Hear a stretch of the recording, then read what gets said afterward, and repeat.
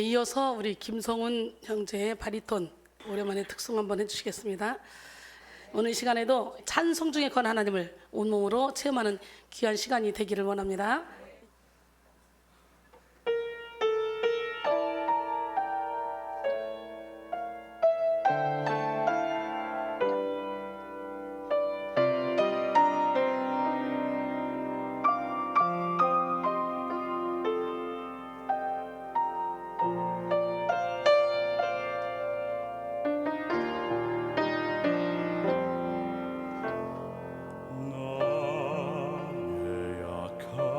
하시는 주님 강하게 날 붙드네.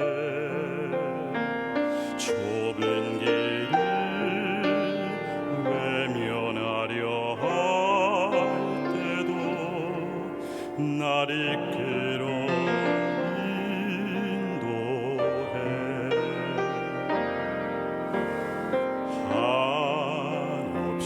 부족한 날 위해 십자가를 지시고 가장 귀한 생명을 주시는 그 놀라운 주의 사랑, 이런 어찌 사랑하셔서 회복시키고 다시 순종하게 하실까. 은혜로 새로운 삶을 살게 하니 그분께 다시 고백하겠네.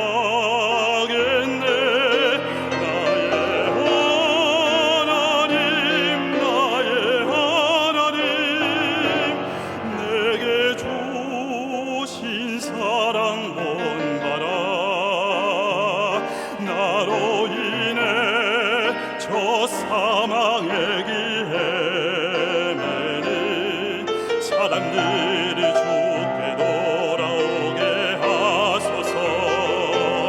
나의 하나님, 나의 하나님, 주만 사랑하게 하시고 믿음으로 세상을 이기며 날마다 승리케 하여 주소서.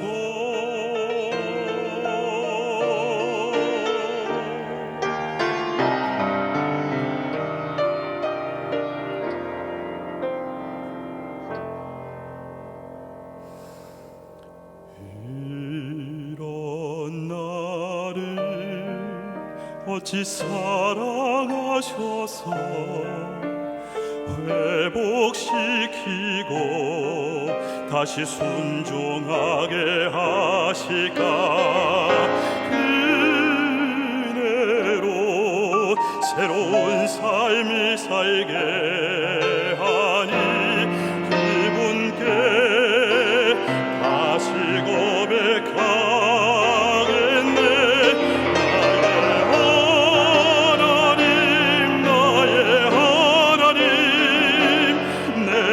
주신 사랑 본받아 나로 인해 저 사망의 길 헤매는 사람들이 주께 돌아오게 하소서. 나의 하나님, 나의 하나님, 주만 사랑하게 하시고 믿음으로 세상을 이기며 날마다 승리케 하여 주소서.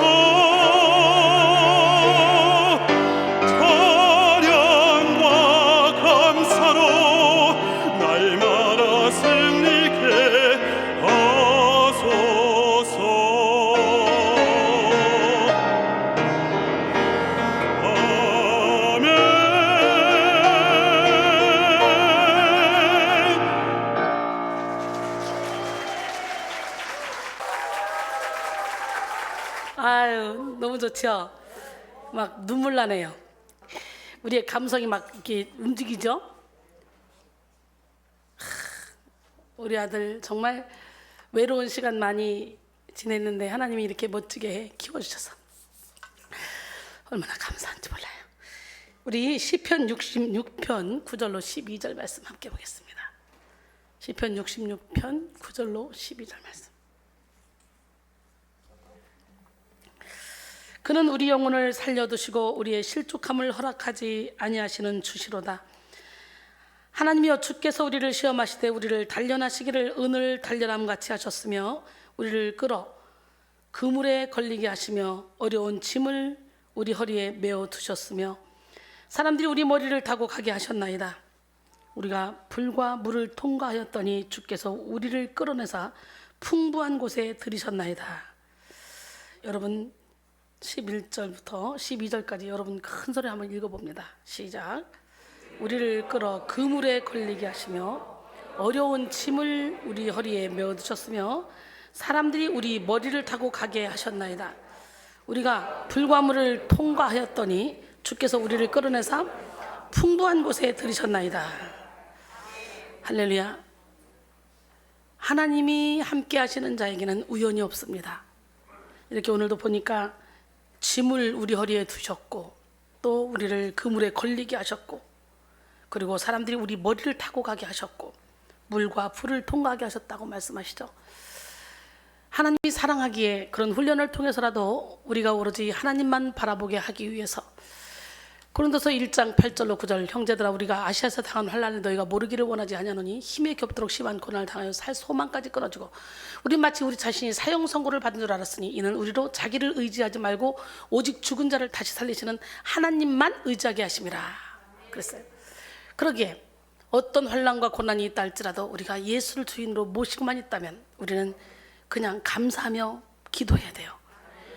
하나님의 계획 가운데 우리를 좀 더 단련하고 훈련시켜서 좀 더 멋지고 아름다운 하나님의 종으로 만들어 마음껏 상을 주시기 위함이라는 것, 그것도 하나님의 사랑입니다.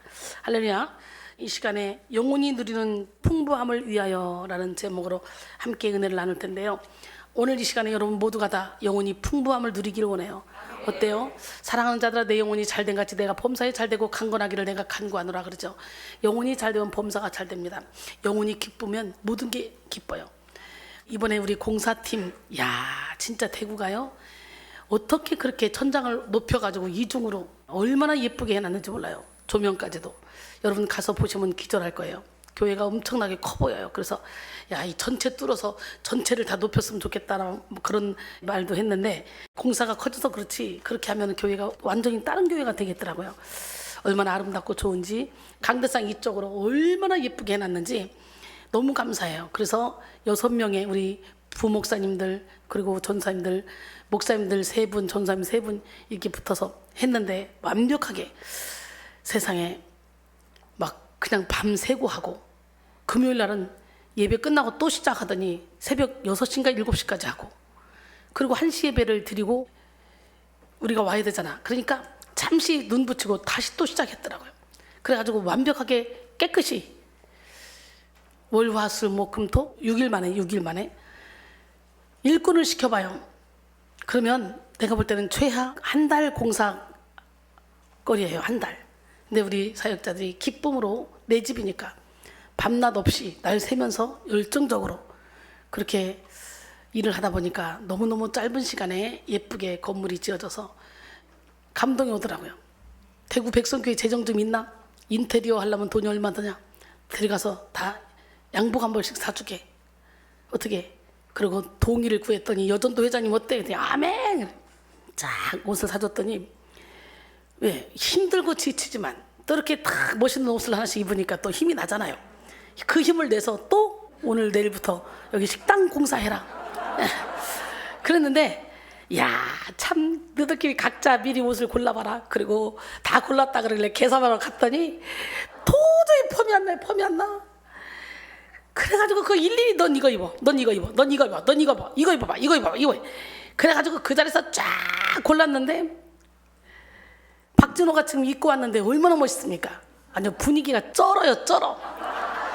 지들은 할아버지 옷을 입혔는데 나는 아주 너무 멋있게 세련된 옷을 골라줘가지고 다. 그래서 우리 성훈이도 보고 저 옷 이쁘면 성훈이도 저거 하나 사주려고 그래. 내가 봐도 너무 이쁜 거예요. 이렇게 제자들을 이쁘게 입히고 이쁘게 꾸며놓으면요, 내가 왜 이렇게 기분이 좋은지 몰라. 어쨌든 그렇게 해놓으니까요, 힘들지만 지치지만 피곤하지만 막 또 새 힘이 솟는 거죠. 왜? 다른 거 아니야. 사랑을 느끼잖아. 액수가 문제가 아니고 엄마처럼 가가지고 지들이 골랐는데 아니야. 내가 올라서 입혀놓으니까 너무 멋있어. 품이 있고 지들을 봐도 이쁜 거야. 그러니까 마음에 안 들어? 어때? 좋아요, 좋아요. 골라준 대로 다 입더라고. 몰라, 내가 무서워서 그랬는지 모르겠지만 같은 돈을 주고도 세련되게 입어야지. 그잖아요. 작은 돈을 들여서 예쁘게 품위 있게 멋있게. 나 이거 15년 20년 전에 산 옷이야. 어때? 예뻐요? 그렇잖아. 하나를 사도 좀 예쁘게 품위 있게 사놓으면 몇십 년 입어. 싸구려 매번 사서 입는 것보다 하나 좀 좋은 거 하나 사놓으면 그것이 훨씬 더 유익하다는 거. 그래서 우리는 지혜롭게 살아야 돼요. 모든 일에. 여러분 모두가 다 영혼이 누리는 풍부함을 위해서 어떻게 살아야 되는지 오늘 배우시고, 여러분 영혼이 풍부함을 누리는 축복의 통로로서 많은 영혼을 살리는 기적의 주인공들이 되기를 원합니다. 우리 인생은요, 문제투성이야. 세상을 살아가는 사람들은 누구나 수많은 원인들이 만들어낸 각기 다른 문제를 만나며 살아갑니다. 겉으로는 아무런 부족함이 없어 보이는 사람도 한꺼풀만 벗겨보면 실상은 크고 작은 문제들로 고통스러워하고 있다는 것을 알게 되는 경우가 많죠. 인생을 고통스럽게 하는 문제는 때때로 오랜 시간 누적되어 오다가 감당할 수 없는 수준에 이르기도 하고 예측하지 못한 상황에서 갑자기 찾아오기도 합니다. 지금 전 세계를 고통스럽게 하는 코로나19는 예기치 않게 갑작스럽게 찾아온 문제라고 할 수 있죠. 누구도 2020년을 시작하면서 한 해 상당 기간을 마스크를 끼고 사회적 거리를 두며 가족끼리도 조심하고 친구끼리도 조심하며 결혼식장, 장례식장도 가지 못하는 그런 일이 벌어질 줄 누가 알았겠습니까? 코로나 바이러스로 인해서 서로가 친한 사람들끼리도 거리를 두고 피해 다니게 될 줄 누가 알았겠냐고요. 이렇게 갑자기 찾아온 문제는 우리의 삶에 혼란을 가중시킵니다. 문제가 언제 해결될지 끝이 보이지 않는 경우에는요, 무거운 절망과 낙심이 찾아오기도 합니다. 게다가 예수를 믿고 신앙생활을 열심히 하는데 닥쳐오는 문제는 신앙에 대한 회의를 만들기도 합니다. 내가 왜 이렇게 예배를 열심히 드리고 봉사를 열심히 했는데 왜 이런 일이 벌어졌지? 왜 내게 코로나가 생겼지? 코로나 확진자들은 의심할 거예요. 예수를 믿지 않는 사람들도 저렇게 잘 사는데 왜 내 삶은 이렇게 꼬이는 거지? 이런 생각은 열정적인 신앙생활에 죄를 뿌립니다. 그러므로 오늘 우리는 문제를 극복할 수 있는 능력을 받고 문제 속에 담겨진 하나님의 의도를 읽을 수 있는 지혜를 받아야 돼요. 문제가 아무리 크고 어려워도 문제보다 더 큰 실력을 가지면 문제는 더 이상 문제가 아닙니다. 문제가 아무리 고통스러워도 문제 속에 숨어있는 하나님의 뜻을 발견하면 그 즉시 문제는 축복으로 바뀝니다. 역대하 16장 9절에 여호와의 눈은 온 땅을 두루 감찰하사 전심으로 자기에게 향하는 자들을 위하여 능력을 베푸신다 그랬어요. 할렐루야. 야고보서 1장 5절에 너희 중에 누구든지 지혜가 부족하거든 모든 사람에게 후히 주시고 꾸짖지 아니하시는 하나님께 구하라 그리하면 주시리라. 할렐루야. 성 어거스틴은 414년부터 426년까지 만 13년 동안 하나님의 도성이라는 책을 썼어요. 그가 이 책을 쓴 동기는 그 시대의 배경과 연관이 있습니다.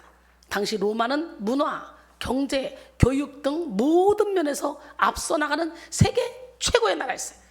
그 누구도 로마가 멸망할 것이라는 생각을 할 수 없을 정도로 강대한 힘을 가지고 있는 나라였습니다. 그런데 410년 야만족으로 불리던 고트족에 의해서 한순간 로마는 함락되고 말았어요. 600년의 세월을 지켜낸 로마가 단 3일 만에 무너지고 만 것입니다. 이는 실로 로마인들에게 믿을 수 없는 사건이었어요.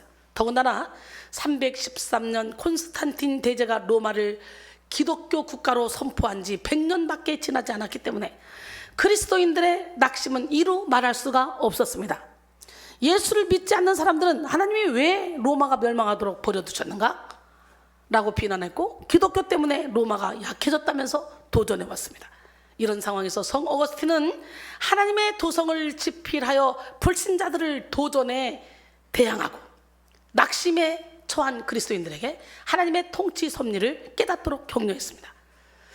어거스틴은 이 책을 통해 로마는 세상 나라를 상징하는 지상의 도성이며 이는 사람이 만든 도성이자 영원할 수 없는 불완전한 도성이라고 말했어요. 사람이 만든 건 영원할 수 없어요. 불완전한 거예요. 그러면서 지상의 도성이 무너지는 것이 곧 하나님의 도성이 무너지는 것은 아니라고 말하는 거예요. 나라가 없어져도 하나님의 나라는 없어지지 않는 거예요. 그리스도인들이 궁극적으로 바라봐야 하는 이 나라인 하나님의 나라, 하나님의 도성에 대해서 강조하고 있는 것이죠. 오늘날에도 많은 성도들이 자신의 명예가 무너지고 자신의 물질이 무너지고 자신의 자존심이 무너지면 하나님 나라도 무너진 것처럼 낙심합니다. 구하고 찾고 두드리면 좋은 것을 주신다고 약속하신 하나님이 왜 자신들의 삶을 이렇게 괴롭게 하고 아픈 문제를 허락했는지 이해할 수가 없어서 힘들어합니다. 사랑하는 성도 여러분, 오늘 우리는 하나님의 능력과 지혜를 덧입기만 하면 그 어떤 고난도 유익으로 역전시킬 수 있음을 알아야 돼요. 시편 119편 71절, 고난 당한 것이 내게 유익이라 이로 말미암아 내가 주의 율례들을 배우게 되었나이다. 67절에 보니까 고난 당하기 전에는 내가 그릇 행하였더니 이제는 주의 말씀을 지키나이다 그랬어요. 로마서 5장 3절로 4절, 다만 이뿐 아니라 우리가 환난 중에도 즐거워하니 이는 환난은 인내를, 인내는 연단을, 연단은 소망을 이루는 줄 알미로다. 할렐루야. 오늘 본문인 시편 66편을 기록한 시인은 참으로 수많은 역경을 거친 사람입니다. 그는 고난과 환난이 많았던 지난날을 회상하며 오늘 본문을 기록했어요. 어떤 사람은 이 시를 다윗의 시라고 부르기도 하지만 대개는 작자 미상의 시라고 합니다. 시인은 이 시를 통해 이스라엘 백성들이 출애굽한 것과 가나안에 들어오기 전에 요단강을 건넌 것은 하나님의 구원적인 역사라고 하며 찬양했습니다. 할렐루야. 더불어 자신의 인생에 개별적으로 허락하신 고난을 열거하며 그 고난의 의미에 감탄하며 하나님을 송축했습니다. 본문의 시인이 깨달은 고난의 의미는 한마디로 영혼을 위한 하나님의 은총입니다. 시편 66편 9절, 그는 우리 영혼을 살려두시고 우리의 실족함을 허락하지 아니하시는 주시로다 그랬어요.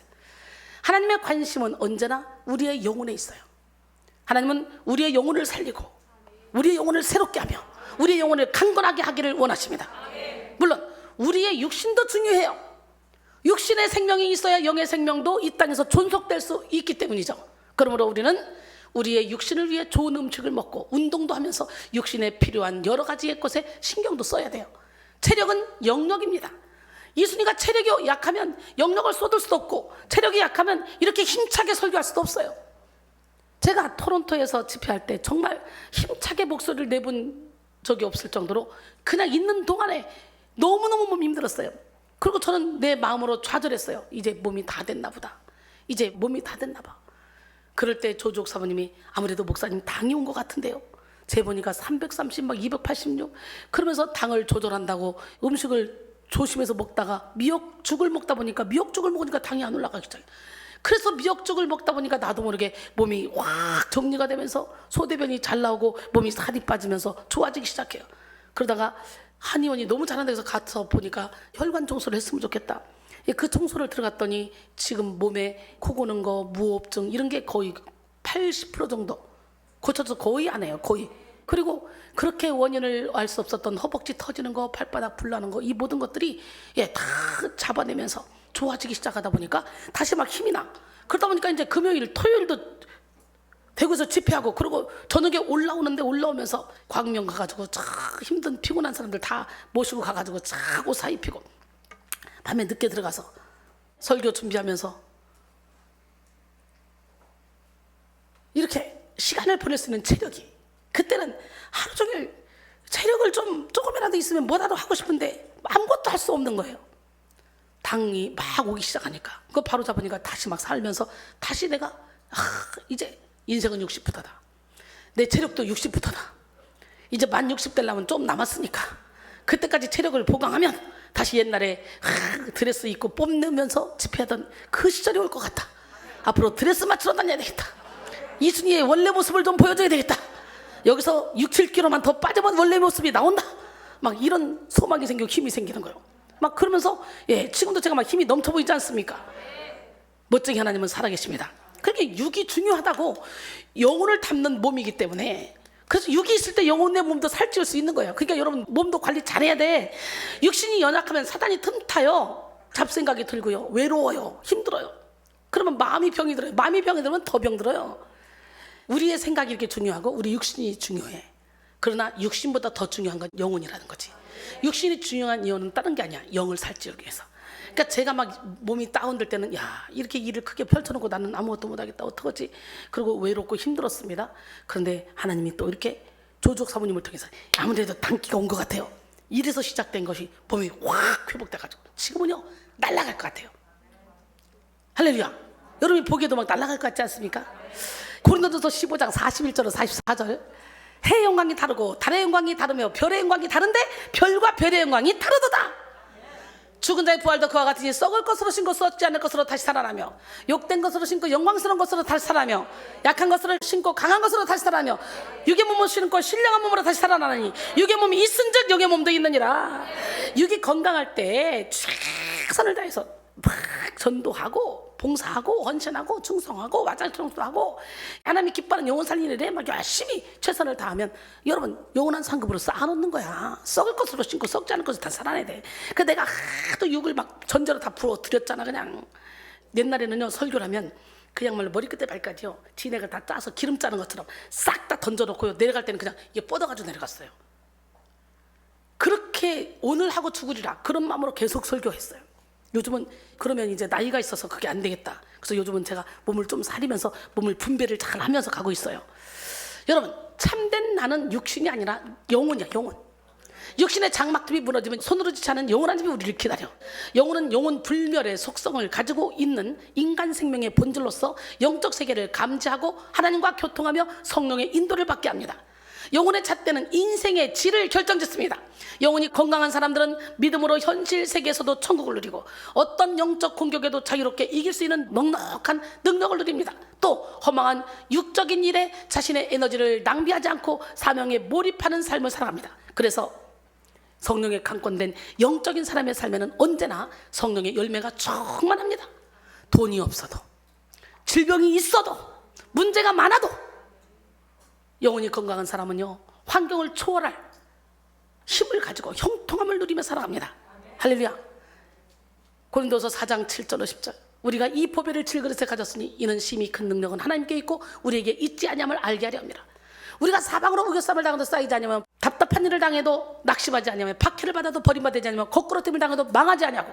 우리가 항상 예수의 죽음을 우리 몸에 짊어지면 예수의 생명이 또한 우리 몸에 나타나게 하려 합니다. 할렐루야. 하나님은 우리가 만나는 크고 작은 사건 속에서도 하나님의 뜻을 이루어 주십니다. 그래서 하나님은 우리가 어려움을 호소하는 기도를 드려도 당장 급한 불을 꺼주시거나 문제를 시급하게 해결해 주시지 않을 때도 있습니다. 왜냐하면 보여지는 문제의 해결보다 시급한 것이 우리의 내면의 문제를 해결하는 것이기 때문이에요. 육에 속한 모든 것은 잠시 잠깐이면 다 사라집니다. 수많은 물질도, 찬란한 명예도, 화려한 미모도, 강건한 젊음도, 탁월한 지식도 모두 시간이 지나면 속절없이 지나갑니다. 여러분 모든 것은 다 박사학위를 수천 개 따도 80, 90대면 산에 있으나 땅에 있으나 다 똑같아. 영혼이 평안하면 아무것도 없어도 행복해. 속사람을 강건하게 하는 시간이 되기로 합니다. 모든 것은 속절없이 그냥 지나가. 하지만 영에 속한 모든 것은 영원합니다. 자기 영혼의 생명과 평안, 기쁨과 사랑, 자유와 평안을 소유한 사람은 죽어서도 영혼이 소유한 능력을 누리며 영생합니다. 영으로 행한 모든 일은 죽어서도 유효하며 천국의 상급이 됩니다. 그런데 예수 그리스도를 믿지 않음으로 자기 영혼의 우울과 불안, 탐욕과 교만, 미움과 원망이 가득한 사람은 죽어서도 영혼이 가지고 있는 죄악의 결과에서 벗어나지 못하고 영원 불멸의 고통을 당하게 됩니다. 그러므로 오늘 우리는 인생의 우선순위를 육이 아니라 영에 두어야 돼요. 고린도서 4장 16절로 18절, 그러므로 우리가 낙심하지 아니하노니 우리의 겉사람은 낡아지나 우리의 속사람은 날로 새로워지도다. 우리가 잠시 받는 환난에 경한 것이 지극히 크고 영원한 영광에 중한 것을 우리에게 이루게 함이니, 우리가 주목하는 것은 보이는 것이 아니요 보이지 않는 것이니, 보이는 것은 잠깐이요 보이지 않는 것은 영원합니다. 할렐루야. 영적 생명이 있을 때 육적인 생명도 제 기능을 다하고, 영적 지식이 있을 때 육적인 지식도 제 가치를 다할 수 있습니다. 하나님이 우리 인생에 고난을 허락하시는 것은 우리의 영혼을 살리기 위함입니다. 하나님은 우리의 영혼을 살리시려고 우리를 낮추시기도 하시고 높이시기도 하십니다. 풍성히 먹이시기도 하시고 때로는 굶주림의 시간도 허락하시기도 합니다. 좋은 것으로 입히시기도 하시고 헐벗음의 시간을 허락하시기도 합니다. 하나님의 모든 관심과 초점은 우리의 영혼을 살리는 데 있습니다. 그래서 성육신 하신 예수님은 때때로 영의 필요는 구하지 않고 육의 필요만 고집하는 자들을 피하기도 하셨어요. 예수님이 오병이어의 기적을 일으키셨을 때 수많은 무리들이 육의 떡을 얻고자 예수님을 쫓아왔습니다. 이때 예수님은 그들을 피하셨어요. 요한복음 6장 26절 27절. 예수께서 대답하여 이르시되 내가 진실로 진실로 너희에게 이르노니 너희가 나를 찾는 것은 표적을 본 까닭이 아니요 떡을 먹고 배부른 까닭이라. 썩을 양식을 위하여 일하지 말고 영생하도록 있는 양식을 위하여 하라. 이 양식은 인자가 너희에게 주리니 인자는 아버지 하나님께서 인치신 자니라 그랬어요. 할렐루야. 그러므로 오늘 우리는 우리 인생에 허락된 모든 고난을 영혼을 위한 목적으로 해석해야 돼. 고난 없이 형통하기만 할 때 우리 영혼은 두 가지에 빠지기 쉽습니다. 하나는 교만이고 하나는 게으름이에요. 인간은 본질상 악해서 훈련하지 않고 절제하지 않으며 관리하지 않으면 악하고 육적인 길로 가기 쉽습니다. 저절로 노력하지 않아도. 그래서 하나님은 우리를 시험하시고 연단하시고 단련하시는 거예요. 최고의 의사이신 하나님은 여러 가지 시험을 활용해서 우리 영혼을 위한 최적의 처방을 내리십니다. 야고보서 1장 2절로 4절. 내 형제들아 너희가 여러 가지 시험을 당하거든 온전히 기쁘게 여기라. 이는 너희 믿음의 시련이 인내를 만들어내는 줄 너희가 알미라. 인내를 온전히 이루라. 이는 너희를 온전하고 구비하여 조금도 부족함이 없게 하려 함이라. 할렐루야. 하나님은 우리가 고난을 통해 영의 눈을 뜰 수 있는 기회를 열어주십니다. 고난 속에 우리는 육의 한계를 알게 되기 때문이죠. 고난을 당해봐야 겸손해지는 거예요. 요즘 부부의 세계가 그렇게 유명하다 그래서 제가 그거 따로 볼 시간도 없을 뿐더러 시간이 아까워요. 그러니까 그거 틀어놓고 설교 준비하고 영상 작업하면서 밤새고 그거 틀어놓고 설교 준비하고 그랬어요. 그래서 봤어요. 그랬더니 결말이 아주 기가 막히더라고. 그걸 보면서 야, 이 부부관계가 얼마나 중요한지, 부부의 그 더러운 자존심 때문에 그렇게 깨버리면 그 가운데서 이 자녀가 얼마나 고통스러운지. 자녀들의 우울증이 대부분의 그런 관계, 꼭 이혼이 아니라 자식이 보는 앞에서 그렇게 피 터지게 싸워도 자녀들이 불안해서. 그런데 영적으로 모르기 때문에 그냥 내 기분대로 사는 거야 다. 자녀를 죽이는 건요, 문제 안은 없어요. 문제 부모만 있을 뿐이지. 어렸을 때부터 그렇게 싸우는 부부, 막 이렇게 외도하는 그런 부부, 막 매일 가정이 불안한 부부, 이런 가정에서 자란 아이들은요, 건강하게 자라는 것 같지만 이 내면에요, 이 뿌리 깊은 상처가 그들의 영혼을 죽는 날까지 끌고 가. 무의식 세계에 깊이 파고들어서. 그래서 이거를 예수 이름으로 치료받아야만 건강한 삶을 살 수 있는 거예요. 그래서 여기가 내적 치유하는 곳이 아닙니까? 그런 사람을 치료하는 것. 그걸 보면서 야, 가슴이 아프다. 여러분, 누가 그래요? 나보러 목사님 저런 경우는 어떻게 해야 되죠? 저렇게 바람 피고 저런 경우는 어떻게 해야 되는 거죠? 웃으면서 저렇게 한번 바람 폈다고 다 쪽박 낼 것 같으면 이 세상은 100% 부부가 100% 다 찢어질 거다. 들키면 문제지 들키지 않게 피는 거 엄청나게 많습니다. 그러니까 들켜서 잡힌 사람들은 순수한 사람이고 고단수로 피는 사람들 요게 문제들인데, 천국에 가면 하나님이 그거 계산한다잖아. 그런 얘기가 있잖아요. 부부가 천국에 올라갔어. 바람 한 번 필 때마다 심사를 받으면서 미싱이 드르륵 박히는데 먼저 남편이 들어갔어. 그랬더니 남편이 드르륵 드르륵 드르륵 이렇게 몇 번 미싱이 박히는 거야. 그러니까 아내가 열받아가지고 저 나쁜 얘기가 바람을 그렇게 폈단 말이에요. 그랬어요. 그러고 나서 남편이 나오고 여자가 들어갔어요. 그랬더니 미싱이 어떻게 들어와? 드르륵 드르륵 드르륵 드르륵 드르륵 드르륵 계속 들어가더랬잖아. 세상에 누구를 믿겠어? 성경은요, 남의 사람을 보고 음욕을 품는 것도 간음이라 그랬어. 성경은. 그러니까 간음한 여인들아, 세상과 벗된 것이 하나님과 원수됨을 알지 못하느냐? 그런즉 누구든지 세상과 벗이 되고자 한다는 스스로 하나님과 원수되는 것이니라. 너희는 하나님의 성령이 시기하기까지 너희를 사모하신다 하신 말씀을 헛된 줄로 생각하느냐? 야고보 4장 4절로 5절이야. 여러분들은 무조건 그냥 바람 피고 좀 남자하고 눈 맞고 뭐 여자하고 눈 맞고 그러면 막 큰 죄를 저질렀다 그러지만 성경에는 그 죄나 세상을 사랑하는 죄나 다 가늠죄라는 거예요. 누구를 판단하고 누구를 비판해. 그냥 한번 용서하고 눈 감아주고 사랑해주고 갔으면 자녀도 잘 되고 건강한 가정을 이룰 텐데, 인간이 누구나 다 한 번 흔들려. 한 번 실수로 인해서 찢어질 것 같으면요 이미 이 세상에 가정은 하나도 없을 거예요. 그런 게 중요한 게 아니라 그들이 하나님을 만나서 뒤집어지면 바람 피라고 갖다 줘도 더러워서 안 피고 두려워서 안 피고. 그잖아. 요셉 봐, 요셉. 하나님 앞에서의 삶을 살았더니 그 하늘하늘한 옷을 입고 그렇게 유혹을 했는데 요셉이 하나님 앞에서의 삶을 살았기 때문에 그걸 이겨낼 수가 있었잖아.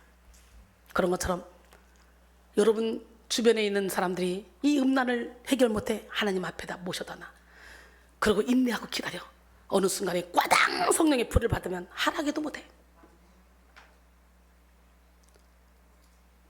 그것뿐만 아니라 모든 것도, 게임도 그렇고 모든 것도 다 마찬가지예요. 하나님만이 하실 수 있는 일이야. 할렐루야.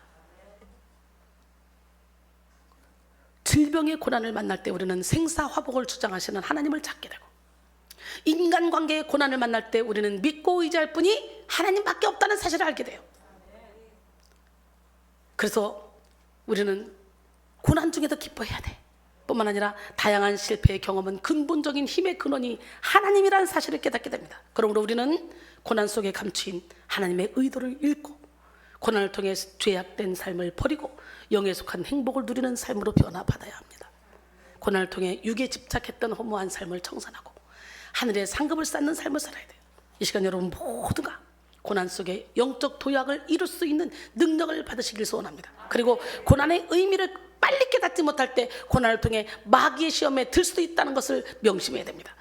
하나님은 고난을 통해 성도가 영적으로 성숙하기를 의도하셨지만 마귀는 시험 속에 낙심한 성도가 아예 실족하게 만듭니다. 마귀는 뭐라고요? 시험 속에 낙심한 성도가 아예 실족하게 만들어버려요. 브루스 윌킨슨의 영적 도약의 경험에 나오는 글입니다. 일반적인 예상과 달리 세상에서 가장 불행하고 절망적이며 심각한 스트레스와 환멸감에 시달리는 사람들은 비그리스도인들이 아니다. 바로 세상과 타협하는 그리스도인들이다 라고 했어요. 세상과 타협하는 사람들, 이게 문제라는 거예요. 이게 이 사람들 때문에 하나님 나라가 확장이 어떻게 막히는 거예요. 이들은 구원받은 하나님의 자녀임에도 불구하고 하나님과 그분의 인도하심을 거부하고 세상과 타협하다가 결국 파멸과 절망의 나락에 떨어지고 만다. 살펴보면 우리는 여러 가지 문제에 부딪히게 된다. 그리고 그때마다 우리에게는 영적 도약의 경험이 필요하다. 하나님의 인도하심과 도우심으로 인생의 고비를 넘을 때 비로소 우리는 한 단계 성숙한 신앙을 갖게 된다라는 글입니다.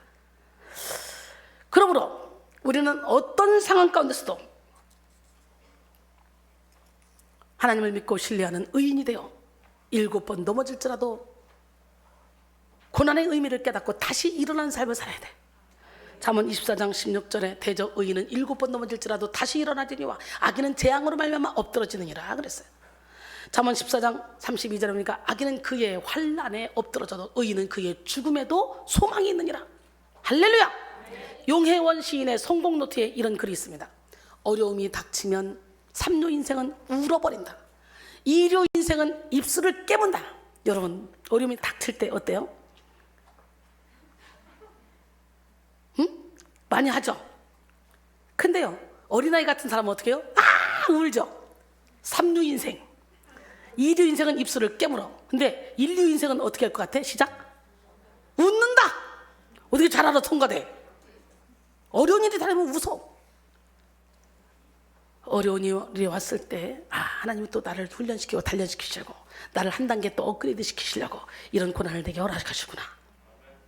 그러면서 하나님이 허락하신 고난이라면 내 기쁨으로 받고, 내가 잘못해서 매를 맞는 거라면 회개하고, 내가 잘못 없는데도 하나님께서 나를 연단하려 주신 거라면 의와 평강과 희락을 누리게 하시려고, 나를 단단하게 만드시려고 허락하신 고난이야 라고 기뻐하고 웃을 수 있는 거죠.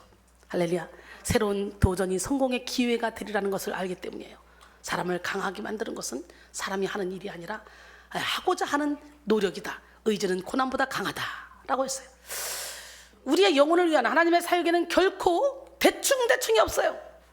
이순이가 대충대충 한 거 봤어요? 하나님은 불순한 이물질이 섞여 있는 은광석이 오랜 재련 과정을 통해서 순수한 은이 되듯이 육신의 죄성에 매여 있는 인생을 단련하여 성령으로 충만한 사람이 되게 하십니다.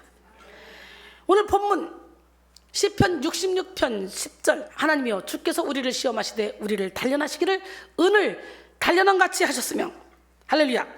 여기서 시험은 히브리어로 바한입니다. 이는 시험에서 옳은가 그른가 알아보다, 또는 시험을 해서 정체를 알아보다 라는 의미를 가지고 있습니다. 우리는 끊임없이 하나님의 손에 시험을 받고 죄의 기질을 버리고 새롭게 거듭나야 합니다.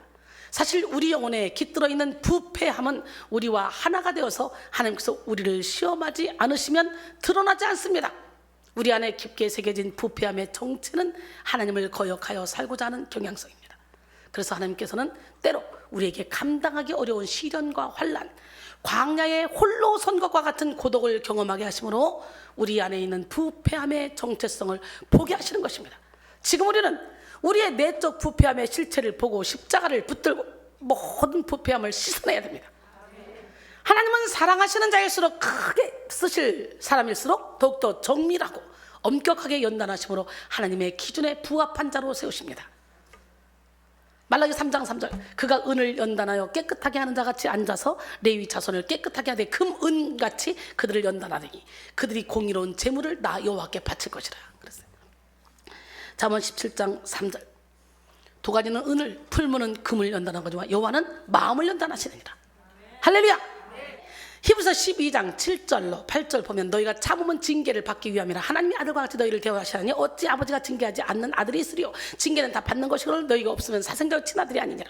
그리고 11절, 무릇 징계가 당시에는 즐거워 보이지 않고 슬퍼 보이라. 후에 그로 말미암아 연단받은 자들은 의와 평강의 열매를 맺느니라. 할렐루야.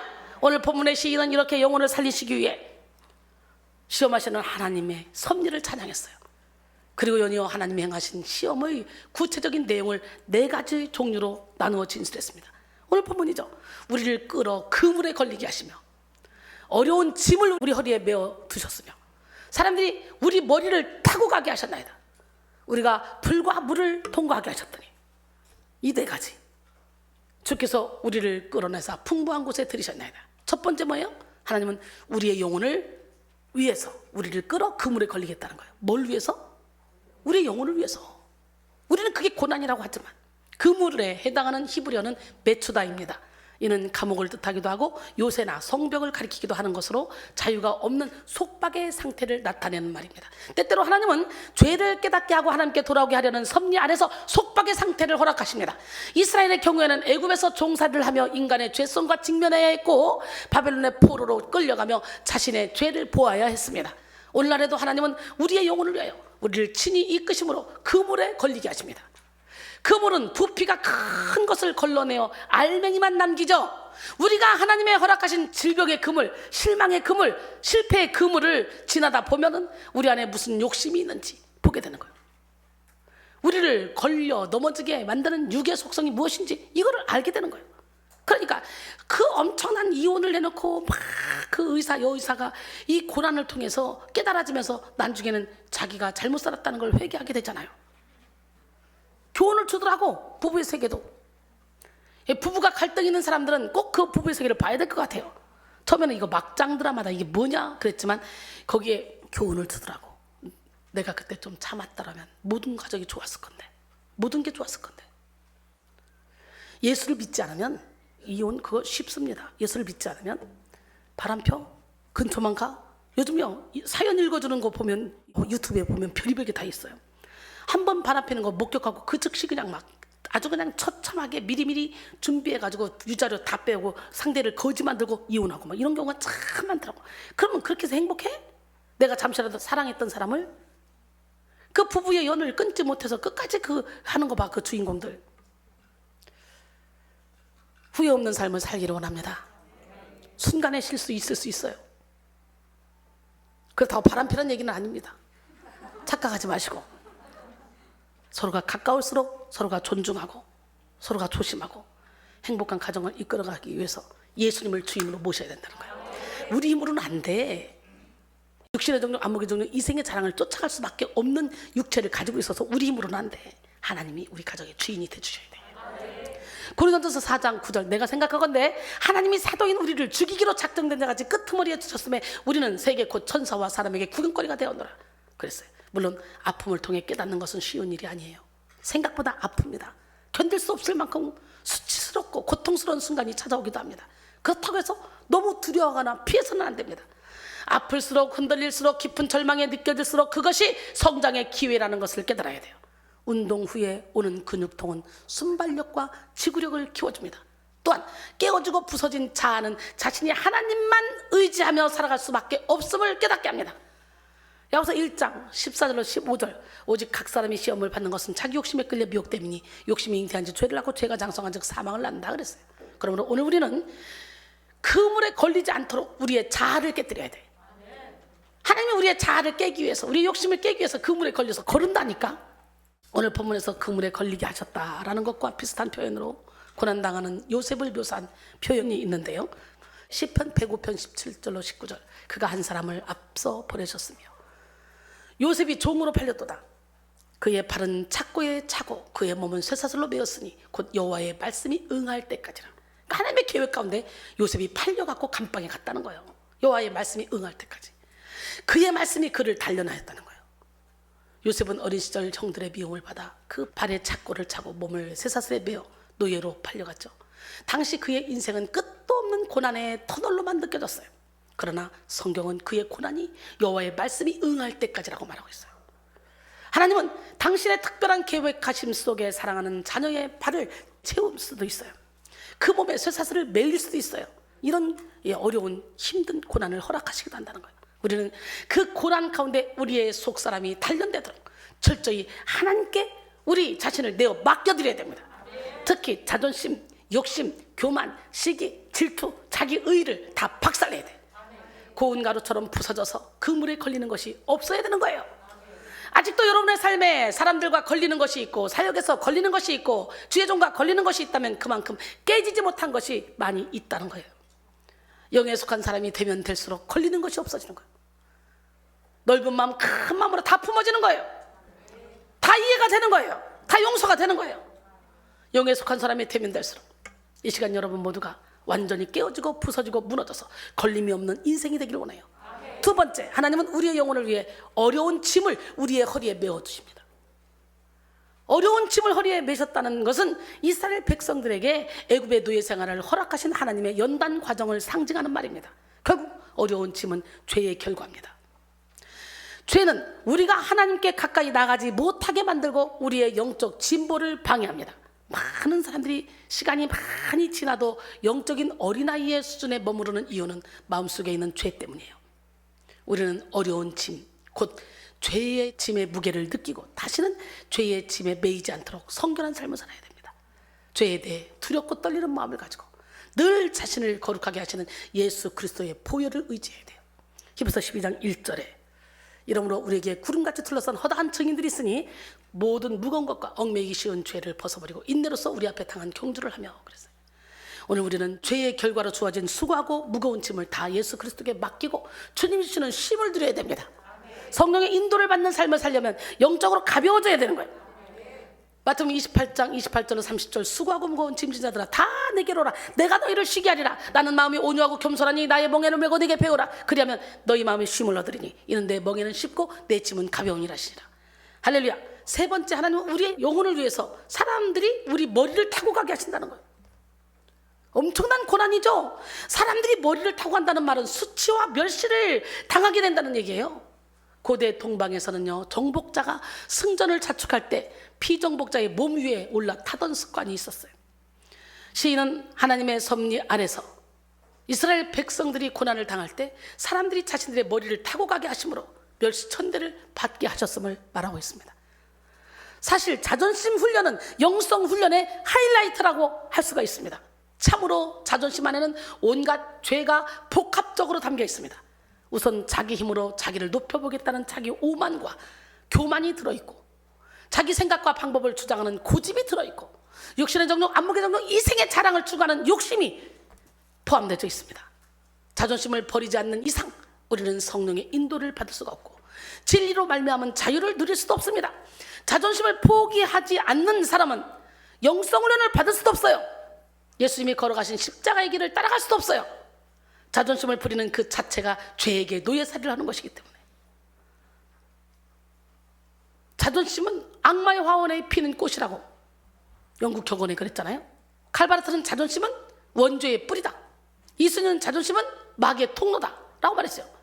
자존심, 오늘 이 시간에 여러분 자존심을 부리는 그 자체가 노예살이를 한다는 걸 알고 악에게 결박당한 상태를 증명하는 것이라는 걸 알고 오늘 이 시간에 빨리 자존심을 내려놓고 주님이 주는 주신감으로 살아가기를 원합니다. 우리가 자존심을 쉽게 깨뜨리지 못하는 이유 중 하나는 뭡니까? 자존심이 무너지는 상황 속에 느껴지는 그 극도의 수치심 때문이죠. 사탄은 수치심을 통해서 우리로 하여금 계속해서 가식의 옷을 입도록 부추깁니다. 그리고 계속해서 자존심을 붙들게 해서 하나님과의 더 큰 막힌담을 만들게 하죠. 따라서 우리는 자존심이 올라오고 수치심이 느껴지는 그 순간순간마다 오히려 우리의 약함을 솔직하게 드러내고 주님께 맡길 수 있는 용기를 가져야 돼요. 자존심이 올라오는 그 순간을 오히려 내 자아를 십자가에 못 박는 최고의 기회로 삼아야 돼요. 갈라디아서 2장 20절 내가 그리스도와 함께 십자가에 못 박혔나니 그런즉 이제는 내가 사는 것이 아니오 오직 내 안에 그리스도가 사시는 것이다. 이제 내가 육체 가운데 사는 것은 나를 사랑하사 나를 위하여 자기 자신을 버리신 하나님의 아들을 믿는 믿음 안에서 사는 것이라 그랬어요. 할렐루야. 그러므로 우리는 고난을 당할 때 재빨리 자존심을 깨뜨려야 돼요. 할렐루야. 자존심을 기꺼이 내려놓을 수 있는 사람이 자유롭고 강하고 멋진 삶을 살 수가 있는 거예요. 마지막으로 하나님은 우리의 영혼을 위해 우리가 어디를 통과하게 한다 그랬죠 아까? 불과 물을 통과하게 하신다 그랬어요. 지금 이 네 가지 다 고통인데 이거 다 누구를 위해? 우리의 영혼을 위해. 우리를 너무 사랑해서 일시적으로라도 이런 고난을 허락해서라도 우리가 하나님만 바라보게 하신다는 거지. 우리 영혼을 깨운다는 거지. 이 고난 때문에 내 의의를 내려놓고 가시의 옷을 하나씩 벗고 가면 하나씩 벗고 참된 나를 찾게 한다는 거지. 하나님은 인생 훈련의 마지막 코스로 불과 물을 통과하게 하십니다. 불과 물을 통과하는 것은 생명의 위협을 당하며 죽을 위기에 놓이는 것을 말합니다. 창조주이시며 모든 역사를 주장하시는 하나님을 사랑하시는 자는 하나님께서 그냥 놔두지 않아요. 불과 물을 통과해서라도 우리를 변화시키기를 원하셔요. 불과 물 사이로 인도하시되 그때에도 하나님은 함께 하셔. 그래서 모든 생명의 능력이 하나님께 있음을 알게 하시고 하나님이 완전하고 전능하신 사랑으로 지켜주시고 가장 좋은 길로 인도하신다는 것을 알게 하십니다. 고난 당할 때는 고통스러웠지만 그 고난을 당한 이후에 인생을 배우게 되고 교만이 무너지게 되고 나 아무것도 아니라는 걸 깨닫게 되고 하나님만 의지하게 되기 때문에 이사야 43장 1절로 3절 야곱아 너를 창조하신 여호와께서 지금 말씀하시니라. 이스라엘아 너를 지으신 이가 말씀하시니라. 너는 두려워하지 말라. 내가 너를 구속하였고 내가 너를 지명하여 불러나니 너는 내 것이라. 내가 물 가운데를 지날 때 내가 너와 함께 할 것이라. 강을 건널 때 물이 너를 침몰하지 못할 것이며 내가 불 가운데를 지날 때 타지도 아니할 것이며 불꽃이 너를 사르지도 못하리라. 할렐루야. 대저 나는 여호와 내 하나님이요 이스라엘의 거룩한 이요 내 구원자임이라 그랬어요. 이와 같이 하나님은 우리를 이끌어 육적인 속성을 걸러내는 그물에 걸리게 하시고 뭘 걸러내는? 육적인 속성을 걸러내는 그물에 걸리게 하시고 어려운 죄의 짐을 허리에 메어두십니다. 사람들이 우리 머리를 타고 가게 하시고 그래서 자존심을 내려놓게 하시는 거예요. 또 불과 물 사이를 지나가게 하심으로 하나님의 절대 주권과 하나님의 사랑을 알게 하십니다. 하나님은 이런 고난과 연단을 통해 우리의 영혼을 살리시고 결과적으로 우리를 이끌어내어 풍부한 곳에 들이십니다. 오늘 본문 12절 주께서 우리를 끌어내서 풍부한 곳에 들이셨나이다. 이것이 중요하죠. 이것이 바로 하나님의 본심입니다. 하나님은 우리에게 일시적인 고난을 허락해서라도 영혼의 풍부함을 누리게 하시는 분이에요. 이때 풍부하는 히브리어 르와야인데 르와야 필요한 분량을 채우고도 남음이 있는 차고 넘치는 수준을 가리키는 거예요. 이러한 르와야는 구약 성경에서 본문 12절 외에 시편 23편 5절에 유일하게 등장하는데 거기서는 넘치나이다로 번역했습니다. 주께서 내 원수의 목전에서 내게 상을 차려주시고 내 기름을 내 머리에 부으셨으니 내 잔이 넘치나이다. 하나님은 우리 영혼의 잔을 넘치도록 채우심으로 풍부한 행복과 자유, 기쁨과 능력을 누리게 하시는 분입니다. 본래 풍부함은 하나님의 속성, 즉 영의 속성입니다. 나의 하나님이 그리스도 예수 안에서 영광 가운데 그 풍성한 대로 너희 모든 쓸 것을 채우시리라. 빌립보 4장 19절 말씀이죠. 할렐루야. 육에는 풍부함이 없습니다. 우리의 영이 하나님이 주시는 풍부함을 누릴 때 환경과 조건을 초월하여 어디서나 천국을 누릴 수 있습니다. 사도 바울처럼 자족하는 은혜가 있게 될 줄 믿습니다. 고린도서 6장 8절로 10절. 우리는 속인 자 같으나 참되고 무명한 자 같으나 유명한 자요, 죽은 자 같으나 보라 우리가 살아있고 징계를 받는 자 같으나 죽임을 당하지 아니하고 근심한 자 같으나 항상 기뻐하고 가난한 자 같으나 많은 사람을 부욕해 하고 아무것도 없는 자 같으나 모든 것을 가진 자로다. 이야, 세상을 그렇게 좋아했고 저는 뭐든지 다 열심히 했어요. 열정적으로 어떤 일을 해도. 그랬던 제가 이 모든 걸 다 내려놓고 올인해서 하나님만 바라보고 달려가고 있는데, 세상에서 그렇게 잘 나갈 때, 돈 잘 벌 때보다 훨씬 더 풍성하고, 세상에서 돈 잘 벌 때는 맨날 마이너스였어요. 근데 하나님 안에 들어오니까 하나님이 알아서 먹을 거, 입을 거, 마실 거 챙겨주시고, 하나님이 알아서 다 내 인생의 앞길을 열어주시고, 새 나가는 구멍을 다 막아주시고, 그러니까 쌓이는 거예요. 쌓아놓고 또 교회 세우게 하시고, 쌓아놓고 또 교회 세우게 하시고. 그 멋쟁이 하나님, 기적의 하나님은 바로 여러분 편입니다. 믿으십니까? 풍요를 누리게 하시는 하나님을 지금 만나세요. 지금. 고린도서 6장 8절로 10절의 말씀이 여러분 것이 되기를 원합니다. 나는 우리 두 아들요, 늦게라도 다 신학해서 나처럼 마지막에 목회하며 많은 영을 살리며 막 그 재능, 우리 두 아들 둘 다 찬양도 잘하잖아. 그 재능을 가지고 막 영을 살리는 일에 집중했으면 좋겠어요. 세상에 아무리 유명한 사람이 돼도 필요 없어. 하나님 안에서 유명한 사람이 돼야 영원토록 상급을 쌓으며 살아가. 나는 이 세상에 트럼프 대통령이 바꾸자기도 내가 안 바꾼다고 맨날 하는데 난 진심이거든요. 몇십만 명 있는 교회에서 담임 목사로 오라고 막 만나는 거 진심이거든요. 나는 하나님이 내게 맡겨준 영혼 하나하나 내가 낳아서, 내가 기저귀 갈아서, 내가 오줌통 닦아서, 장학금 줘서 키워서 멋진 주의 종을 만들고 싶어. 순수하게 깨끗한 영혼을 만들고 싶단 말이지. 남들은 남이 읽어놓은 거 가려고 그러지만 저는 제가 여기서부터 하나씩 개척해서 가고 싶어. 여러분과 함께 어깨를 나란히 해서 동력해서 쫙 하고 싶어. 얼마나 큰 보람입니까? 할 수 있습니다. 다른 거 아니에요. 하나님의 나라는 말에 있지 않고 능력이 있습니다. 하나님의 나라는 돈으로 하는 것이 아닙니다. 능력으로 하는 것입니다. 하나님 함께 하시면 됩니다. 할렐루야. 여러분, 그래서 은을 연다는 것 같이 우리를 연다나요, 우리의 영혼을 살리시고 철저히 영혼을 위한 훈련을 허락하십니다.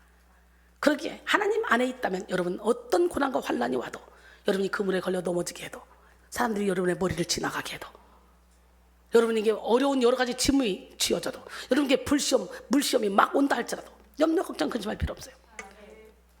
너희 믿음의 시련이 불로 연단해도 없어질 것보다 더 귀하여 예수 그리스도께서 나타나실 때 칭찬과 영광과 존귀를 얻게 할 것입니다. 베드로전서 1장 6절로 7절 말씀이죠.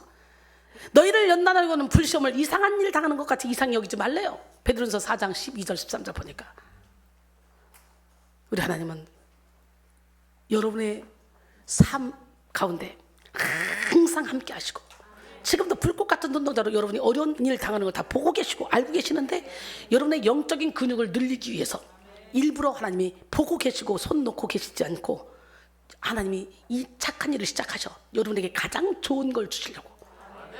여러분이 느낄 때는 손 놓고 계신 것 같이 느껴지지만 지금도 우리 안에서 일하고 계시다는 거예요. 우리를 끌어 육의 속성을 걸러내게 하신 하나님,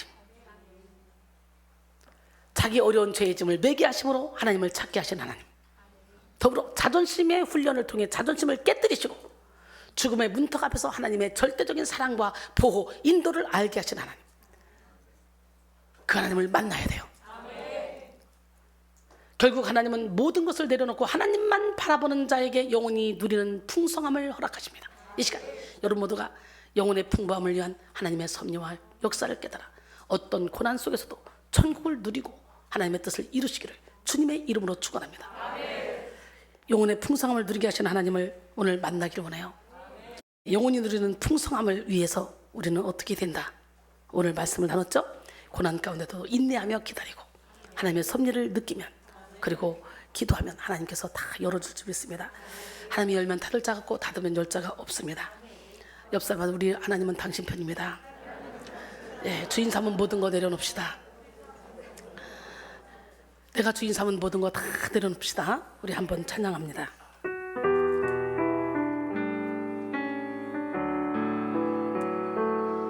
내가 주인 삼은 모든 것 내려놓고 내 주 되신 주 앞에 나가 내가 사랑했던 모든 것 내려놓고 주님만 사랑해. 주 사랑 거친 풍랑에도 깊은 바다처럼 나를 잠잠케 해. 주 사랑 내 영혼의 반석 그 사랑 위에 서리. 찬송 중에 거하는 하나님, 그 하나님을 우리 모두 만납시다. 우리 하나님이 우리와 함께 하시면 우리는 능치 못함이 없는 줄 믿습니다. 전능하신 나의 주 하나님 함께 찬양합니다.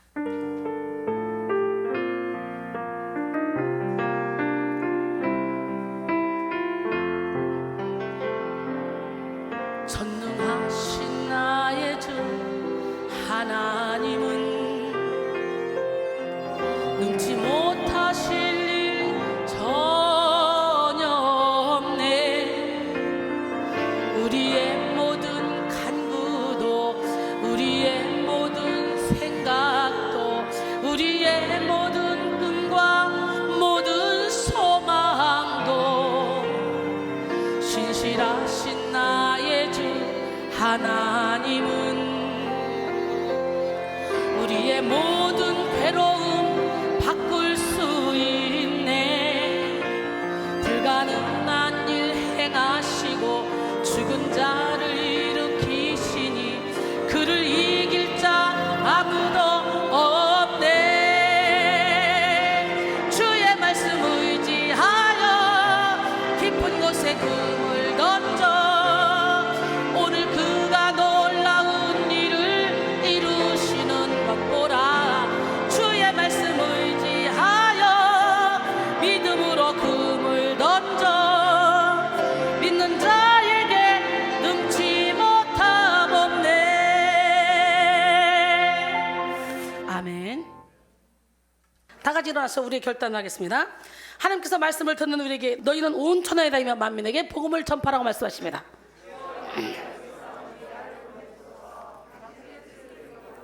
아멘.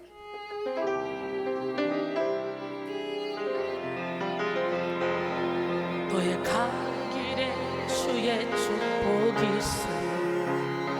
영광의 주 함께 가시니 내가 밟는 모든 땅 주님 다스리리. 너는 주의 길 예비케 되리. 주님 나라 위하여 길 떠나는 나의 형제여 주께서 가라시니 너는 가라. 주의 이름으로 거칠은 광야에 꽃은 피어나고 세상은 내 안에서 주님의 영광 보리라. 강하고 담대한